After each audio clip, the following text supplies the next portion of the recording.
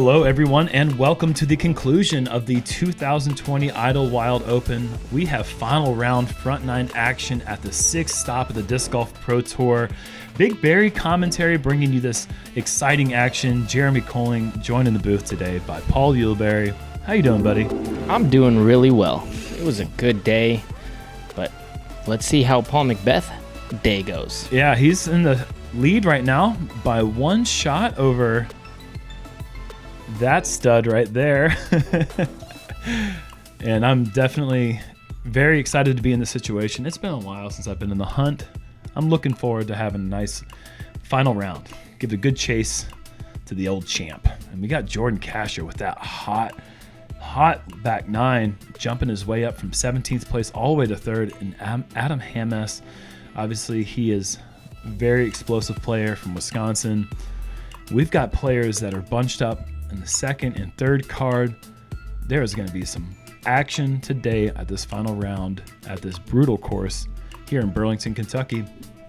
Hole one, big bomb par four, downhill, 638 feet. Just trying to keep on in bounds. If you're going to make a miss, off to the right side is really the only place you can miss because there's an out of bounds all the way left. Huntington Beach, California, Paul McBeth. Paul still claims Huntington Beach. Yeah, I found that interesting as well. Obviously, he's a Virginia native now, but still claiming his roots. That's where it all began. For the 1062 rated player, he averages.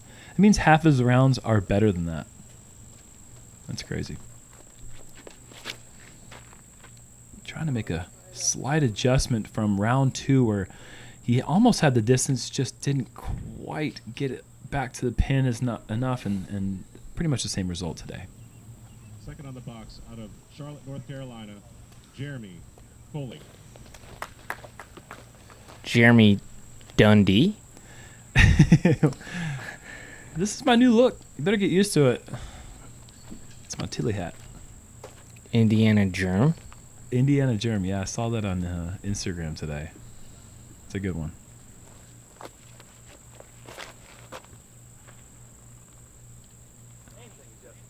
Same mistake as McBeth made. It's the one that you want to make. This is flexing out. It's going to be kind of tricky. Mm-hmm. It'll be tricky. You'll have something. Boston, Minnesota, Jordan Castro.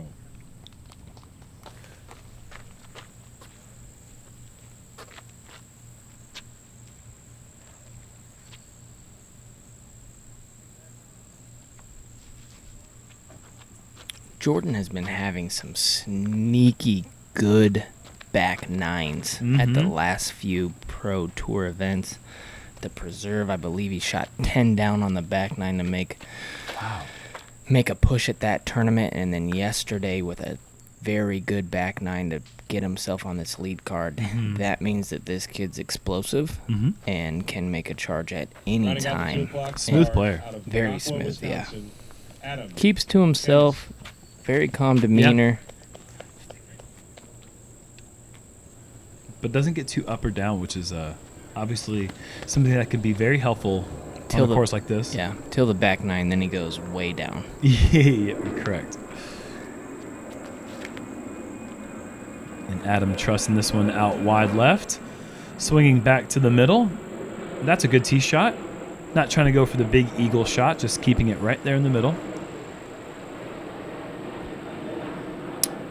Yeah, I've played with Adam a bit of late, and he's impressed me with his decision-making on the course, kind of really managing the golf course with some, I guess, picking his spots to score, and right. I've been really impressed with that. And I had to go through a tiny window there with my mortar. Maybe a driver would have been a better decision just for the speed purposes, but I didn't want to come in with too much angle on that slopey hillside. Adam with a good approach with his zone. That'll be a tap and birdie to start the round. And McBeth with just a little chip up to the pin, and that's going to circle up to about 22 feet.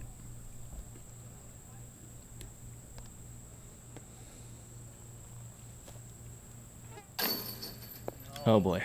It's not at that angle. No way. Oh, Lord. Wow, geez. that thing is not trying to stop. Yeah, and that's a pretty decent drive on hole 2. What? I mean, at least it didn't go out of bounds, but... That'd Like- be another 200 feet for that to happen. Well, no, there's an OB on the left right there, kind of. Oh, And gosh. it was kind of... That's his... That was a throw. I went from putting from 40 to throwing from 150. That's... Just going to go ahead and put one word on it. That sucks. And this one's got the roll angle as well. But it doesn't quite have enough inertia to make it down the hill, fortunately. So Jordan will have a short putt for the par.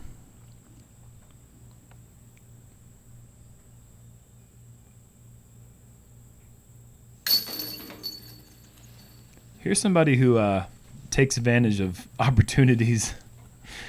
McBeth, and not that there's an opportunity, but a situation where he can separate himself from the field.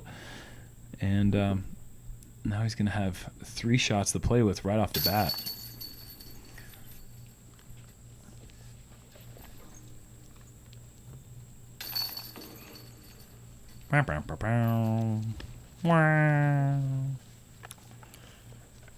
And Adam with the birdie. Good start. For 2 of us. Hole 2, par 4, 601 feet. And this one is such a fun tee shot. You really have to make a decision about this tree right there. Left side or right side, just getting onto this hillside. And then where does the best place play for your approach angle to this pin? Such a difficult hole to attack on that second shot, as the hillside really slopes pretty heavily from right to left as you get down to the green. That water really comes in play on any errant approach.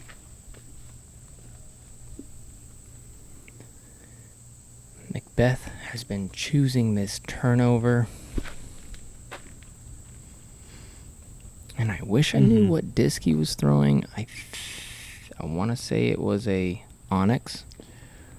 But I could be completely wrong because I've never seen that one. But he throws it pretty good. Adam loves throwing these pop-top Z forces for his sidearms. He gets a lot of power. He's got a somewhat unique windup, but he really delivers a disc efficient, clean, smooth. Comes out with some Z's.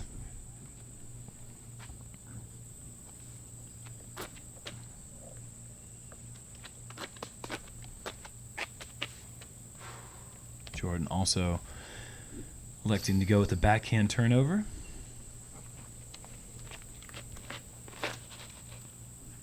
And this has got to get... Oh, no, that's a bad kick off to the left. And there actually is out of bounds on the adjacent hole 5's fairway. And unfortunately, that kick went so far to the left that it found that out of bounds area.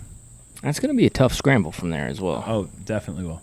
That is pretty thick rough down there to the left. And that's why this is playing as the second most difficult hole on the course. Which is quite surprising because there's a lot of tough ones here. And this one was pulled off to the left by about 4 feet off the line. Oh, boy. And Jordan's really just got to pitch out. That's all he's looking at. Yeah, now bogey is the best option. Kind of gets a good break getting through there. And are you going for the pin here? I measured this one out at 430 feet, and I just wanted to get a good clean pull and just see what I was left with. And it was actually a pretty decent shot. I was pretty happy with the distance, but it's just too far to get to the pin from back there. And I'm going to come up about 50 feet short. Actually, 60 feet short.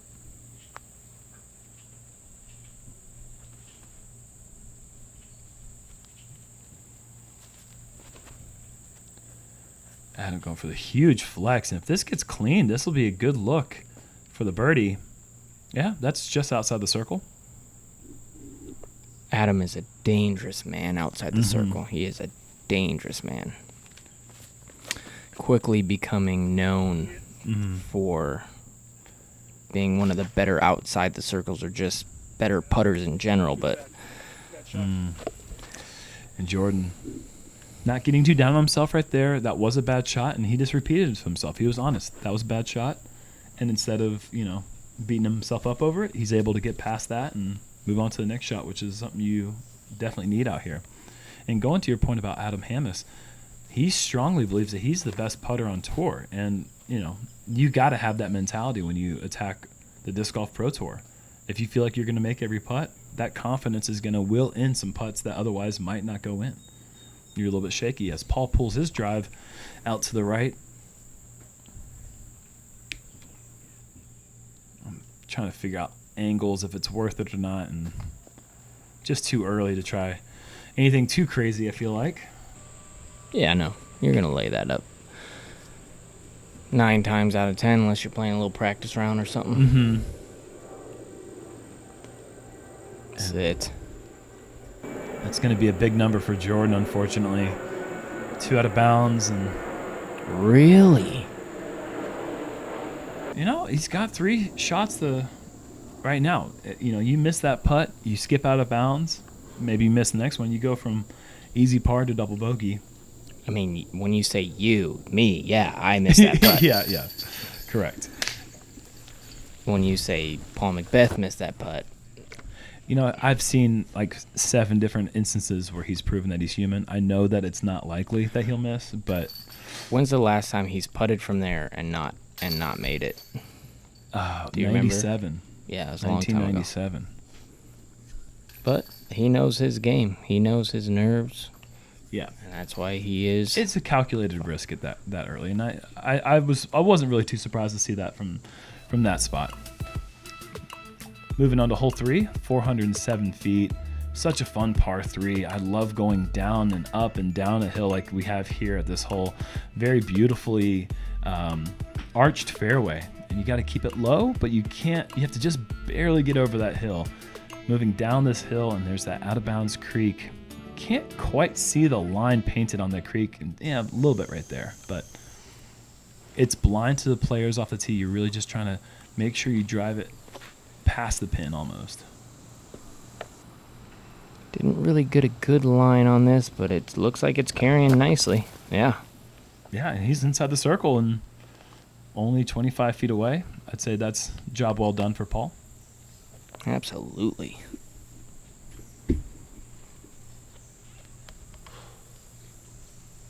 This is one thing I really like about Adam. He takes his time. He really focuses. Goes through a nice routine. I was very surprised to see that one got the green flag. That was heading towards the area where so many shots end up out of bounds, but a good result. Must have just barely skipped across.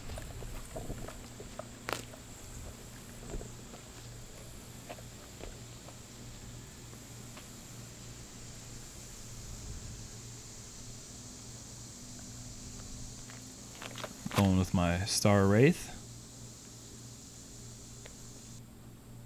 Nasty. That one was Meaning good. Yeah, it was nice to have a good shot after the first couple didn't go really my way. So Yeah, that was a beautiful stroke right into there. Played the angle of the hillside, used the gravity to your advantage, pulls it right toward. Even if it stables up a little bit, you could have rang it up. Mm-hmm. I kept thinking about how beautiful it would be for someone to ace this one. It's just sitting right there in front of you as Jordan has thrown an absolute gem. Bullet. Nestled. I love how it gets to that ante, and then gravity pulls it, and as it's pulling it, it's still tracking, even though it's So anhydrous. beautiful. Yeah, it's one of my favorite looks. Let's see if Adam could take advantage of the favorable skip over the creek. Just off the top, 2 metal hits outside the circle in a row.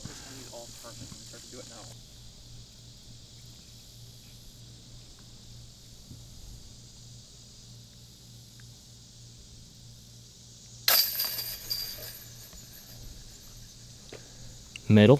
Mm-hmm. Good bird.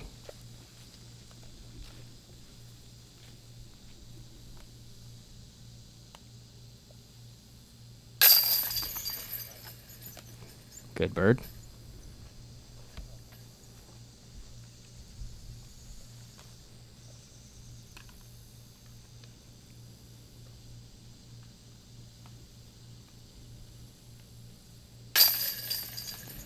And Adam will pick up his par as Jordan moves up for the tap-in birdie. Fun hole. I kind of want to go back and play it tomorrow. Hole 4, par 3, 432 feet. One of the more dangerous par 3s as you see the water on the left the whole way. Getting the height right as this big right to left slope is so important. Big flex play is an option. Also, the backhand hyzer that kind of matches the angle of the hillside. Those are the two most predominant plays. You also see some players go with a pitch forehand just to play for the safe 3. We've seen McBeth keep this one just a bit too low the last 2 rounds. And there he finally got the height right. That's what he's been looking for and getting a little bit of skip. And that's really good. Yeah, that is such a good shot. I'm actually throwing a Paul McBeth Star Destroyer. And needs to get down. Yeah. Oh, wow. I remember thinking to myself, I don't want to throw a Paul McBeth Star Destroyer. I'm trying to beat this guy right now. I almost switched discs at the last second, but I'm pretty glad I didn't. Yeah, because that was just just a little kiss right off the DGPT.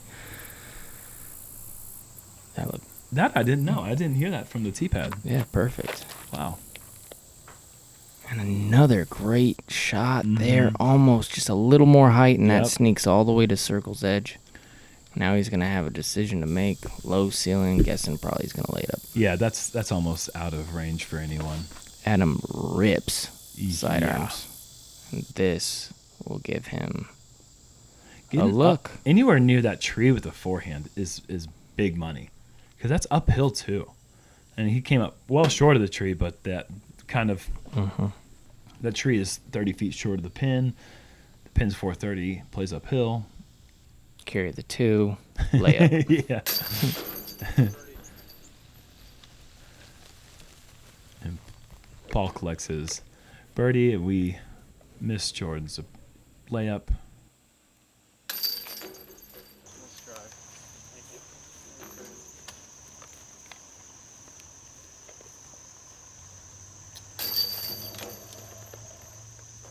Hey, thanks for being a patron. That'd be nice if he would have just pulled in a big old fatty right there. Big old hogger. Big old lugger. And this, of course, this coverage is presented by the PDGA and by the Patreon supporters. You guys are the ones that bring this action to you at home. So thank you so much for your support as we move to hole 5. Par 4, 555 feet. Roller or sidearm. Don't really see too many backhand turnovers as the roller play really gets you all the way down here in a good place when thrown. But I have seen almost every single round so far somebody has tried the turnover. Okay. Really? Yeah. I could see it being a play. It's just the low ceiling as you go down the hill. It just really begs for a good roller, and Paul really likes this one. Ooh, a little. Nothing to not like and about then a that little one. help. A little help and then a little help. Yep. And I am going with the same Star Wraith that I threw on hole 3.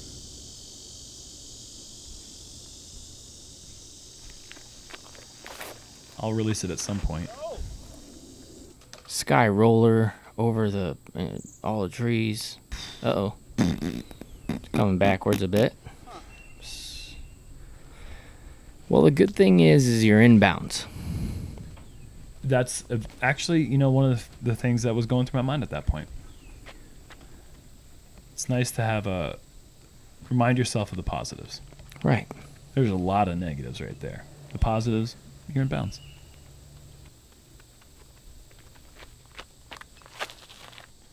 Jordan also overturns, but Does he get away with it? Kind of. Is that get? Ooh. It actually, I think it maybe came down the hill from there a little bit. Looked like it kind of started to stand up and roll. Okay. And Adam is going to be going with that big forehand whip. I love that. I love that he sticks to almost like a 4-shot routine. It's either the sidearm hyzer, the backhand force, onyx, sidearm hyzer, does great up shots with the zone, keeps it really simple, and makes almost everything. And he didn't like that. I can see why now, but at the time I thought it was actually pretty decent. But you want about another 80 feet. This is surprising. Why are you going over the top? Because there's nothing in the way up there. Gotcha.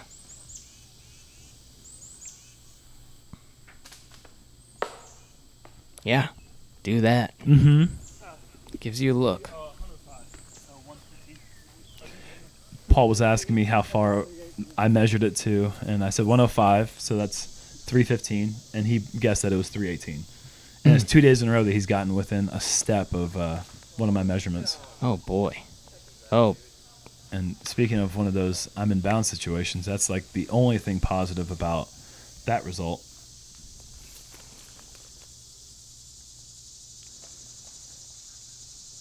Jordan just trying to get as much as he can, obviously out of position to try to attack that tiny island green. Now Adam has that really tricky backdoor, so many small trees to try to get on that island. This is such a tough shot. Uh-oh. Wow. But another good break. Very good break. Or bad break. Maybe that was heading home. Yeah. I mean, it hit the tree that it was going to hit, and it didn't go out of bounds. So, you call it what you want. And Paul's just going to take the super easy birdie here. Again, I was thinking to myself the same thing I was thinking in round 2. This would be the stupidest birdie if I make this. And I really thought I made the dang putt. But that was a good round, yeah. A little lower or a little more right, yeah. That's in. Mm-hmm. And 2 rounds in a row, just not quite cashing in with the opportunity there to pick up the big birdie save. Jordan will also have to settle for the par. And Adam will need to make this to get his. Which he does. Working man's Yeah, par. that is a scramble, damble, dandy.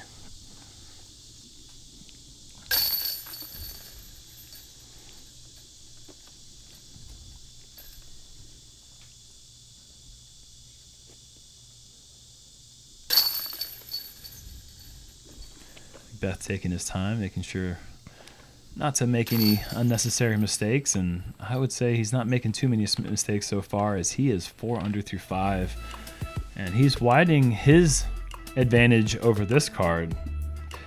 As we move on to hole 6, a par 3, 437 feet up the hill, turned over to the right pretty good. Backhand Anheuser or roller are really the only two plays you're going to see on this one. Right, I want to go back to a point where we were talking about McBeth laying up that putt. One of the key things about something like that is when you make a decision, as he pulls it a little bit again, when you make a decision to lay up a putt like that, the important thing that you can take away from that is you haven't messed up, right? And so you still have your game plan, you're still solid in your game plan, and you can carry on the confidence from hole 1, and that's what he's done, pars that one, but then gets the next 3, and that's really impressive to me. This is a really impressive roller as well. That's going to be just outside the circle, playing as about a 30-footer down the hill. But it's kind of a unique perspective, but I love that. No, I totally agree with you. The mistake is any bogey on 2. Right. A 4 is, like as you said, you chose Jordan that. Just laces Wow. his turnover. Beautiful shot. The game plan is 3 if everything goes well. The 4 is a great score to take on 2. Yeah, and he chose that. He could have he probably would have made it, but Mm-hmm. He wasn't feeling it, and he decided, hey, I'm going to get the next 3 instead. And that's what he did. He did.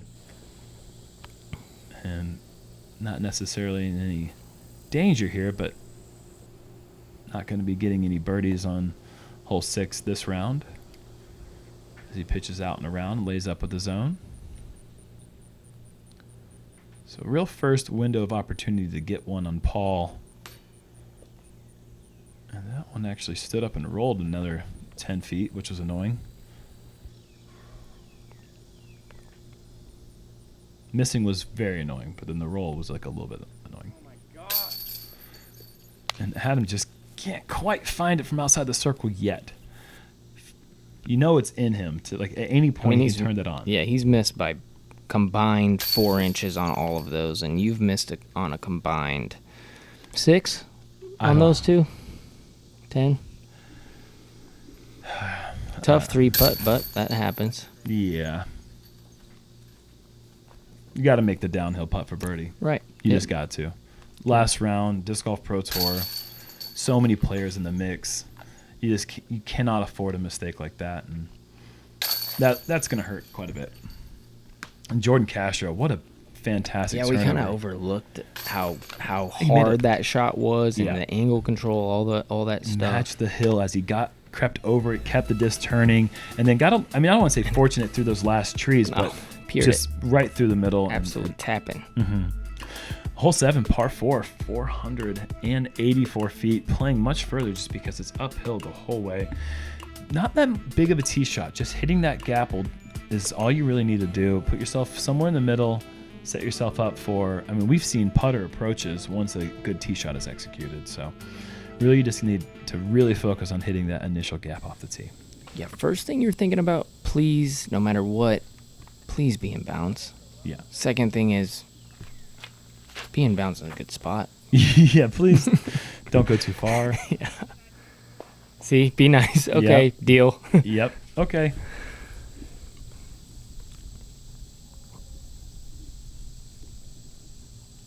Paul going Luna. Oh boy. And that is McBeth's first big mistake, as the danger in this hole really presents itself once you go out of bounds off this tee. All out of bounds.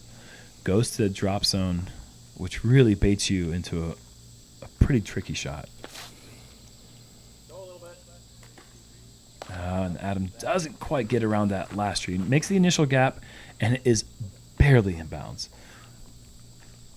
Maybe like 6 inches in bounds. Good enough. Yeah, exactly.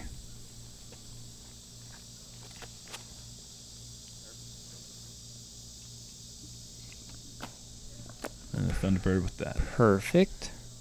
Yeah. Little Annie from there. I mean, you could have put it 3 feet to the right. And 15 feet right would be perfect, but it's in bounds. Yeah. Mm-hmm. It's in play. It's in the fairway. It's a fairway hit. And that was close. Trying to use the whole fairway, bending it from left to right, and pays the price by being just barely off, and that is kicked way in the woods, and you can see the frustration right there. He knows how bad that is off to the right. Oh, tough branch. Probably a tough roll. That brings bogey into play now. And double bogey into play for Paul. And this is surprising. And a good result. Yeah. Just stays there in the middle. I know whenever he can, he uses that forehand. So the fact that he went backhand there tells you that the gap was just maybe too enticing.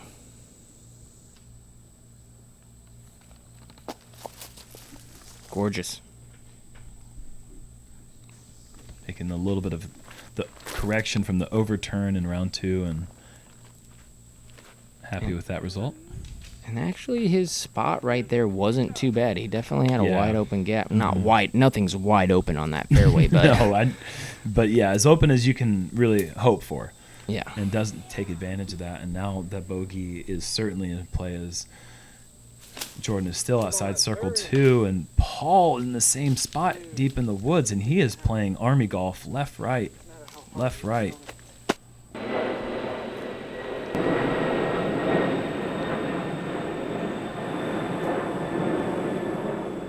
And finally he can call hole 7 over, as McBeth is going to suffer a double bogey.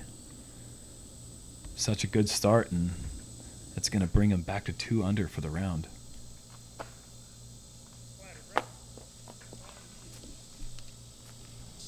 Not enough follow through there. That's going to be a bit left. He's going to be popping on a couple of overstrokes as well. And there he is. Wow.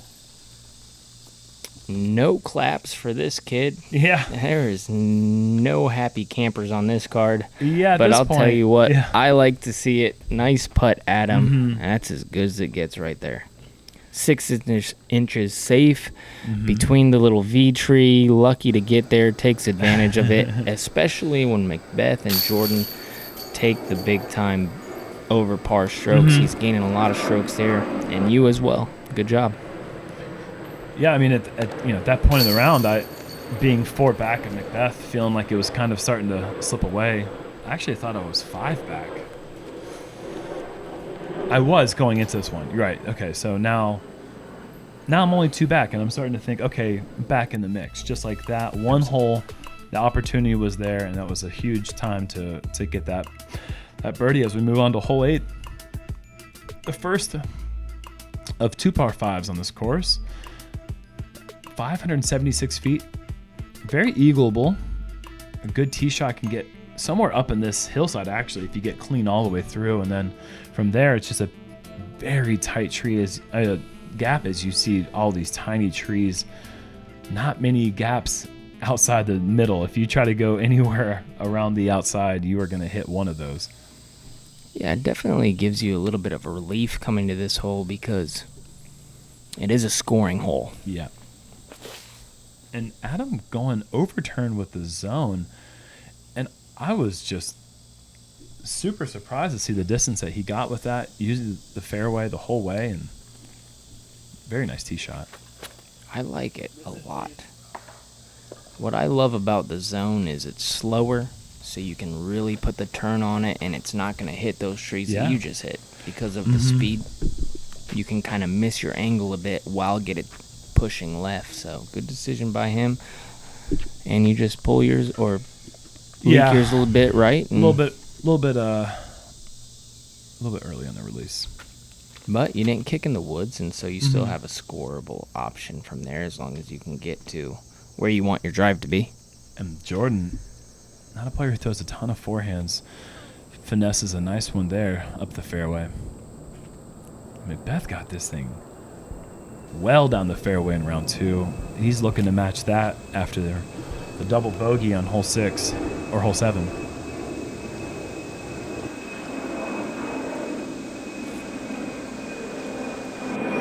And the angle was good. It just didn't quite have the power. Also, didn't really help that it hit that high ceiling. Yeah, needs a bit lower.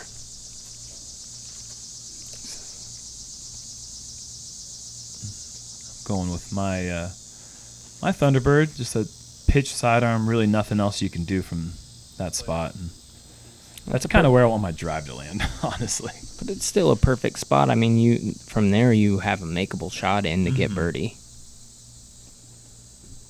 McBeth trying to get to the same spot. He might try to be a little bit more aggressive.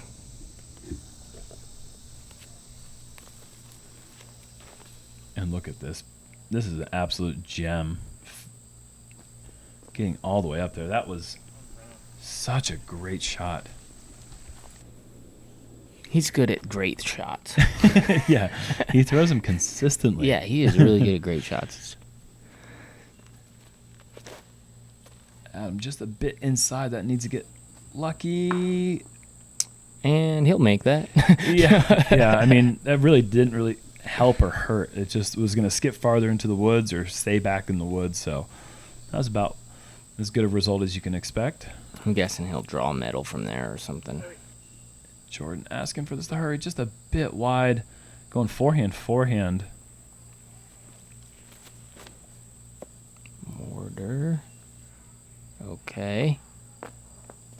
deal. That was pushing that left side the whole way. You have to park it. It was a butt pucker for sure. I always do that and just leave myself that little tester what Jordan did right like, there. Come on, I'm like, I'll just pass that one. Really? All right. Uh-huh. Okay, I deserve it. I got to work for it. I cannot believe he got there from there. Yeah, That's incredible. Mm-hmm. And with the backhand, I mean, that was awesome. And the putt, not so awesome, unfortunately. Adam for 3. Well, he did hit metal. You're right about that.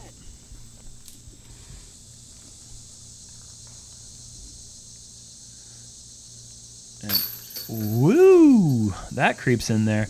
And at this point in the round, I hadn't been checking scores the whole time, and McBeth walked up to me up this fairway and he said, "You see what's going on out there?" And I said, "I have no idea." He said, he told me, and I was like, "All right, well, I guess Eagle McMahon threw in for a 2 on hole 2, which I forgot to mention. And Chris Dickerson's just out there getting eagles. And they were almost, I think Eagle was 9 down through 9 at this point. So that's a pretty good start. So the energy on this card at this point is kind of not that high. So, I mean, we've got multiple cards coming in the action. Also, Chris Dickerson, at this point, he's on 3rd or 4th card, and he was 12 down through 13 holes. He was further than 3rd or 4th card because he was behind my card. Okay, so just lighting it up. This course is getting decimated by a lot of people that are not on this card right now. Yeah. As we move to hole 9, par 3, obviously you have the tight window and that downslope coming behind the basket. So important to keep the speed right. And he just knows. Yeah. He just put his head down like, I'm ashamed. Yeah, he said he never got this one. It is very much in his wheelhouse as much as he leans on that zone. But back to the point of the feeling of the card, when other cards are doing that, it can have a big time effect on the lead card. When you're popping something off really good and they're struggling, it can be deflating for sure. Great drive. Usually you do that on this hole, so good job doing you. Thank you. But yeah, you can kind of feel the energy kind of come out, especially after the double bogey from McBeth. So you guys are definitely going to have to turn it on the back 9 to make sure that you guys hold your positions. Right. Which is another thing. You guys do have more holes than they do. So yeah, they're doing that, but they're through more holes, so you guys can get those birdies and still hold your positions. Yeah, and you're feeling pretty good about as having 2 bogeys early on, still at 2 under through 8, which is the same place I believe I was at in round 2 when I ended up shooting a pretty good round. As Paul McBeth, the difficult part with the backhand turnover is getting that speed and distance right. So often you see that shot just sail over the hill like McBeth did there. You even see this kind of sail past. The putt, it's really enticing to kind of go for it. It like looks right there, and then you leak past to 25 feet, and all of a sudden you're like, why'd I do that? I know. And pulls that right, and there you go. There's that 25-foot comebacker. There's just a little bit of a tester that's kind of annoying. Yeah, definitely. You don't want to have to make a ton of those for par. Because this is a hole that you want to get, and when you don't get it, you push, and then all of a sudden it has some teeth, and you're like, wait, what just happened? Yeah, McBeth, he is errant on his shot for birdie.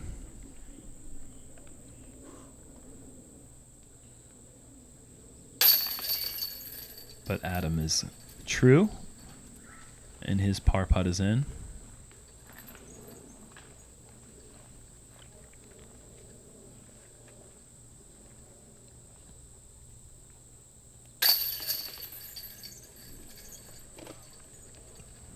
Jordan is not lying as well.